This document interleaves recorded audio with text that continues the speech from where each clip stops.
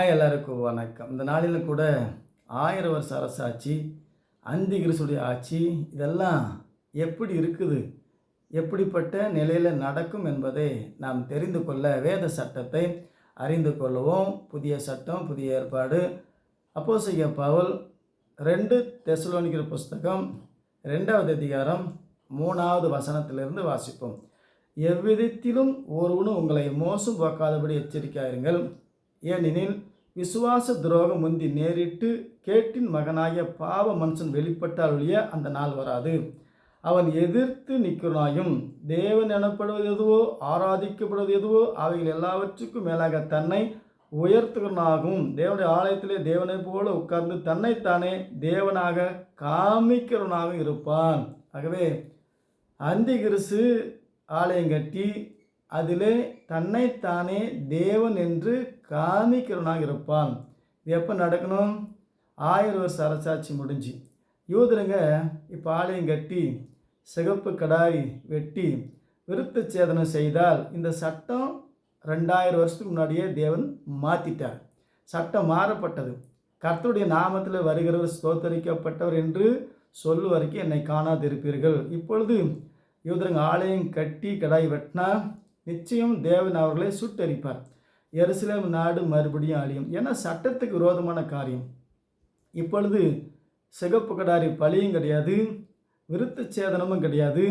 ஆகவே ஆலயம் கட்டி தேவனை எப்படி தொழுது கொள்ளணும்? முதல்ல இயேசு கிறிஸ்து நாமத்தில் ஞானசானம் எடுக்கணும். இயேசுவை ஏற்றுக்கொண்டு இயேசுவை ஏற்றுக்காத இந்த யூதர்களுக்கு இயேசு நாட்டை கொடுத்தாராம். நாட்டை கொடுத்து காசா பாலஸ்தீனா எல்லாத்தையும் சுட்டு தள்ள சொன்னாராம். இதெல்லாம் இப்பொழுது இஸ்ரேல் நாடு சாத்தானுடைய கையில் இருக்குது. ஆகவே அவங்க ஆலயம் கட்டக்கூடாது. கட்டினால் நிச்சயம் தேவன் அவர்களை சுட்டெரிப்பார். இது சட்டத்துக்கு புறம்பான காரியம். இயேசு ஏற்றுக்கொள்ளாத யூதர்கள், சபிக்கப்பட்ட யூதர்கள், சபிக்கப்பட்ட இஸ்ரேல் நாடு இன்னும் மனம் திரும்பவில்லை. ஆகவே தேவ சட்டத்தையும் திட்டத்தையும் அறிந்து கொள்ளணும். முதல்ல 1000 வருஷ அரசாட்சி நடக்கணும்.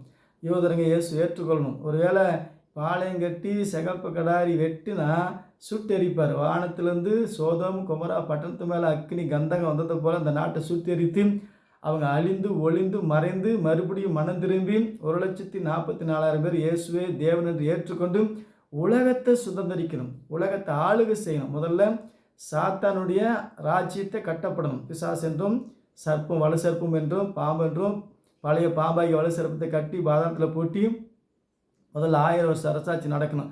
அதுக்கு பின்னாடி ரோமாபுரி கோமாளி ஒரு யூதன் ரோமாபுரி அதிகாரியாக மாறணும். ரோமாபுரி கோமாளியாக மாறி அவன் தான் போய் ஆலயம் கட்டி அதில் உட்காரணும். யூதன் எப்படி இயேசு கிறிஸ்து யூத வம்சத்தில் யூதனாக வந்தாரோ அதே போல் அந்தி கிறிஸ்துவும் ஒரு யூதனாக வரணும்.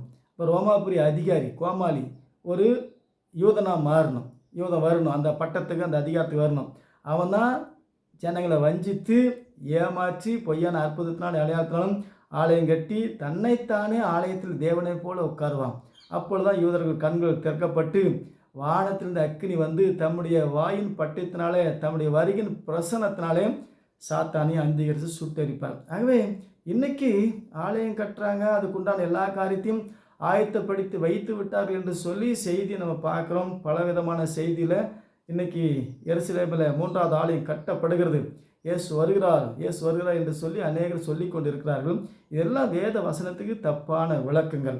முதல்ல 1000 வருஷ அரசாட்சி நடக்கணும். 1000 வருஷ அரசாட்சியில் இயேசு காணக்கூடிய நிலையில் எருசலேமில் இருந்து ஆட்சி நடத்துவது இல்லை.